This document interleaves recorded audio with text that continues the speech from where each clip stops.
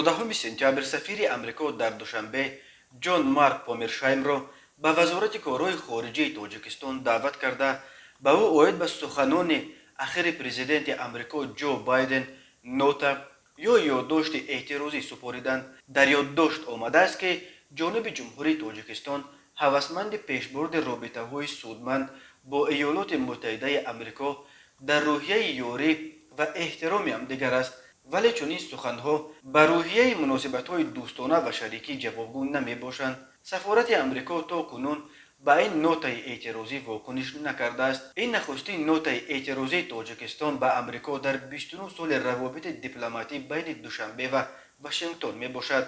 یادآور میشویم رئیس جمهور آمریکا جو بایدن روز 11 سپتامبر در یک مراسم بخشیده به سالگرد 20 حمله‌های تروریستی سال 2021 در سخنرانیش در شهر شانکسویلی ایالات پنسیلوانیا از تصمیمش برای بیرون کشیدن نیروهای آمریکا و متحدانش از افغانستان حمایت کرد. خروج شتاب زده و بی‌نظمانه نیروهای ائتلاف که باعث فروپاشی حکومت تحت حمایت آنها در افغانستان و تصرف آن کشور از جانب جنگیان حرکت تندرو طالبان شد، موج انتقادها را در جهان به بار آورد. ولی بایدن تصمیم بیرون کشیدن نیروها را درست خوانده و گفت آمریکا نمیتوانست به طور مدام هر روز در افغانستان 300 میلیون دلار صرف کند. او گفت 70% مردم آمریکا طرفدار بیرون آوردن نیروها بودند، ولی شیوه خروج نیروها به همه مقبول نافتاد.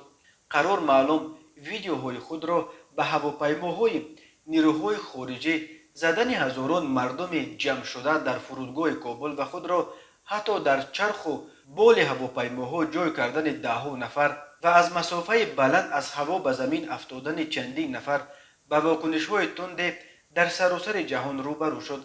اما جو بایدن گفت چنین حادثه میتوانست در هر کجای دیگر، برای مثال در تاجیکستان هم تکرار شود.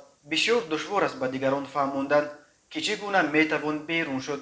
مثلا اگر ما در تاجیکستان می بودیم و یک هواپیمای S-130 را آورده می گفتیم هر کسی متحد ما بود سوار شود. در اینجا هم آدمان به چرخوی هواپیما آویزان می شدند، گفت بایدن. این سخنان بایدن واکنش های زیادی را به بار آورد. بسیاری از کاربران تاجیک مقایسه تاجیکستان با وضع افغانستان از جانب بایدن را به باد انتقاد کشیدند.